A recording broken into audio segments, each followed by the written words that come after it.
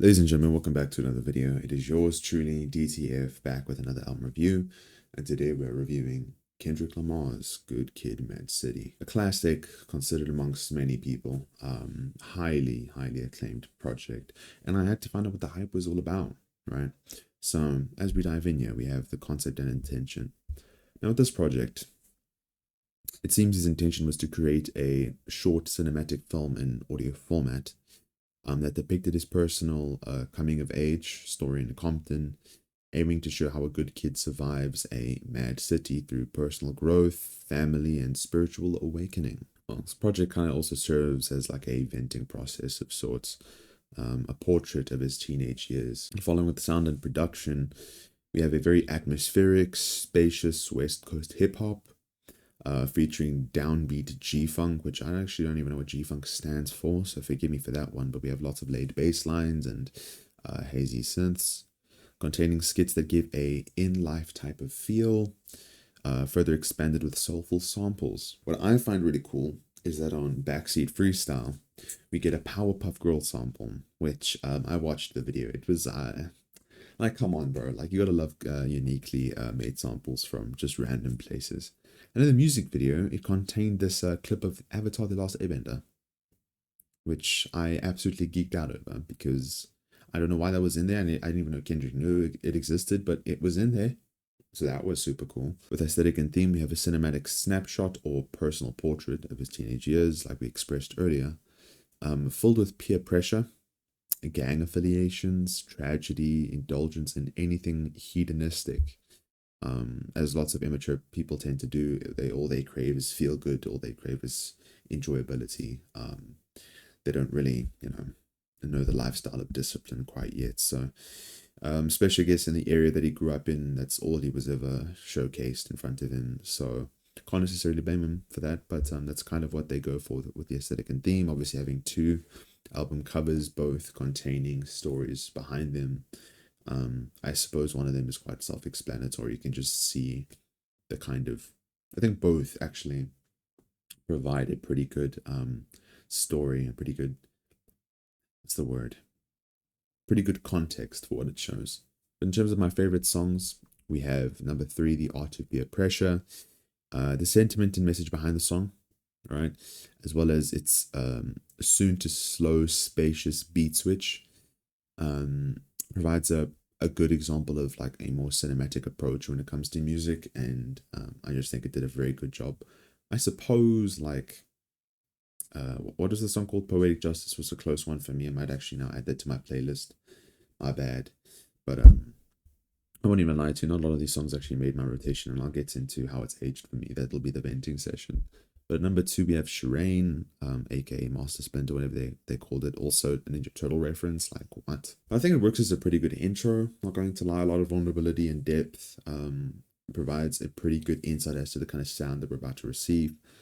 Also having a very underrated chorus, in my opinion. But as number 1, and I'm sure if you just looked at the damn video, you could very much tell it's Backseat Freestyle. I mean, guys, the amount of references, the song, the silliness behind the chorus, absolutely insane. If you see the video, you will know why. In terms of how it's aged publicly, most of you should already know the reason you're probably watching this video. It is highly acclaimed as a masterpiece.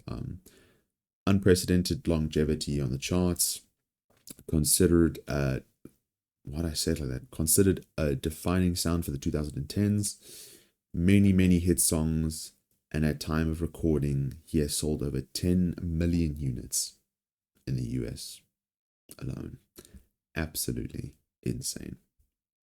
Now, publicly, I'm not even going to read off of this because I already know what I'm about to say. You know what I mean? Just in terms of this project is personally aged for me, I have some notes, okay? Prepare yourself. I didn't really enjoy this project, not going to lie. It was a very long runtime for songs that I'd already heard quite a few times, because this was released around the time that I was growing up as a child. I can understand why at the point in time this was released, it was so highly acclaimed. I mean, again, so many hit songs all over this, but I didn't genuinely enjoy this that much. Regardless if that was because I'd heard the songs quite a few times beforehand, but it just wasn't intriguing. I wasn't too interested. I wasn't that immersed into a world that I've never seen before. It was just okay-ish, like not too many, like barely any of the songs made onto my rotation. I think just like four. Um, Again, I just think maybe it's also a matter of the fact that I started on GNX, not going to lie, because I only recently got into music, like 2 years ago, a year and a few months ago, I don't know, but I went from GNX. No, I mean Mr. Morale was my first. Sorry, and then it was GNX, and then I backtracked on some. And I think going back in time, listening to less and less polished versions of songs, kind of is counterproductive for me. And I just feel like obviously having listened to things like GNX, Mr. Morale, to Pimp a Butterfly, now listening to this, it just it's worse in my opinion. And yeah, that's just kind of how I felt about this project. It's not necessarily a bad project. Again, I can understand why this is so highly acclaimed, especially considering the time this was released. But at least in current time, having listened to this project in full, it wasn't all that great for me. So my overall score, considering everything, everything, right? Did I really score it that much? Why would I give it that score if I didn't really enjoy it that much? I suppose thinking about it critically, I'm gonna give it a strong 5. I rate a light 7, and I'm thinking about the actual project itself, and I'm thinking, it's a little too high. I'm probably gonna get a lot of hate for that. Okay, I know. It just didn't do much for me, not going to lie. Backseat Freestyle was an incredible song, but the rest was okay-ish. Strong 5. That's what I'm gonna go with.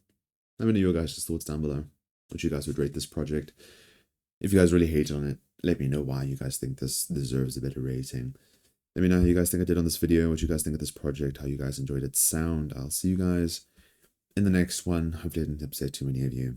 I gotta get back to work. It's been your boy. Adios.